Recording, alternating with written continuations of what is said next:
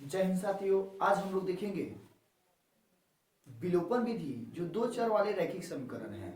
इससे भी आपके बोर्ड एग्जाम में क्वेश्चन आता है तो आता है।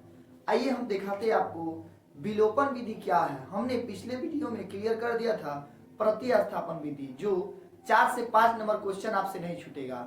या तो आपके बोर्ड एग्जाम में दे देगा, या तो आप प्रतिस्थापन विधि से इस समीकरण को हल कीजिए, या विलोपन विधि के माध्यम से इस समीकरण को हल कीजिए। तो आइए हम आज आप लोगों के समक्ष लेकर आए हैं विलोपन विधि। विलोपन विधि को बहुत ही अच्छे ढंग से तरीका से बताएंगे, जो आज से पहले कोई नहीं बताया होगा। आइए हम दिखाते हैं विलोपन विधि। हम लोग को क्वेश्चन दिया है x + y = 5 और 2x - 3y = 4। यही क्वेश्चन दिया है। आइए हम इसको विलोपन विधि के माध्यम से आपको दिखलाते हैं। तो यहाँ पे हम लिखेंगे हल लिख लेंगे तो लिखेंगे x + y = 5 और फिर इसको समीकरण 1 मान लेते हैं और लिखेंगे 2x + 3y = 4। ठीक, इसको समीकरण 2। तो ई x को, यहाँ x है यहाँ 2x है, तो ई दोनों को बराबर करेंगे।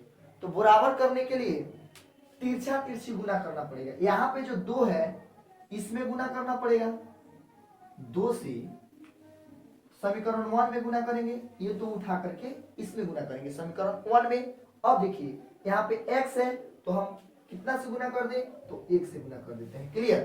तो अब देखिए आप 2 के पहाड़ा अगर आप x में 2 से गुना कर देते हैं तो 2x, और फिर प्लस 2 में आप y का गुना करते हैं तो 2y, और बराबर 5 गुना कितना हो जाएगा 10। इस समीकरण 1 हुआ ना जी, इस समीकरण 1 है, यहाँ पे मत लिखिए समीकरण 1। अब देखिए यहाँ पे 1 से 2y में 2x में गुना कीजिएगा तो कितना होगा, तो 2x + 3y में गुना कीजिएगा 1 से तो 3y, और फिर बराबर कितना हो जाएगा 4।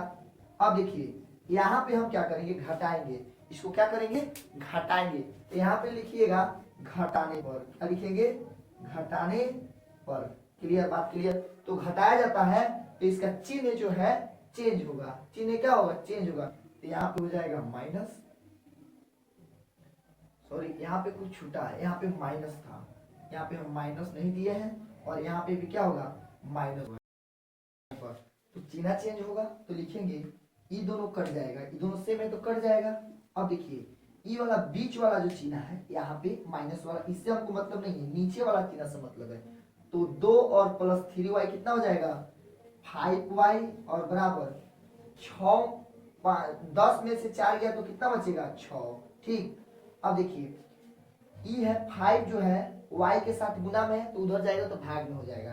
तो आप लिख सकते हैं y = 6/5। ये कितना हो गया, ये y का मान हो गया। y का मान कितना हो गया, तो y का मान 6/5, 6/5 y का मान। अब देखिए y का मान समीकरण 1 में रखने पर y का मान यहाँ पे लिख सकते हैं, y का मान समीकरण 1 में रखने पर समीकरण 1 में जब हम रखेंगे बाबू, समीकरण 1 में, समीकरण 1 कितना है, तो हम लोग का है x + y = 5।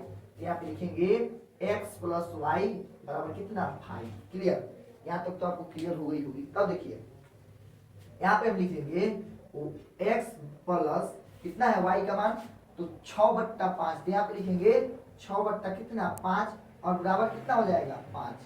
ठीक।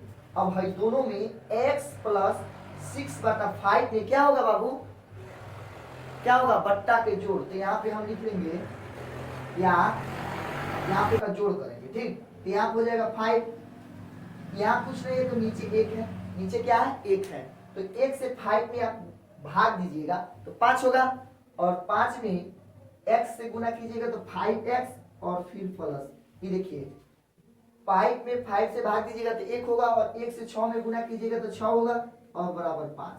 यहाँ पे जो 5 है ये किस में है, तो भागा में है, उधर जाएगा तो गुना में। तब देखिए 5x + 6 = 5 गुने कितना 5। तो अब देखिए 5x प्लस 6 बराबर 50, 25, 5 पड़ा 5 पड़िएगा तो 25 हो जाएगा। यहाँ तक बात क्लियर हो गई। अब देखिए 6 जो है इधर प्लस में है, उधर जाएगा तो माइनस में, इधर प्लस में उधर जाएगा तो माइनस में, तो हो जाएगा 5x बराबर 25 माइनस 6, तो कितना हो जाएगा x का मान कितना हो जाएगा, तो 19, 25 में से 6 गया तो 19 हो जाएगा। यहाँ आप लिख सकते हैं 5x बराबर 19।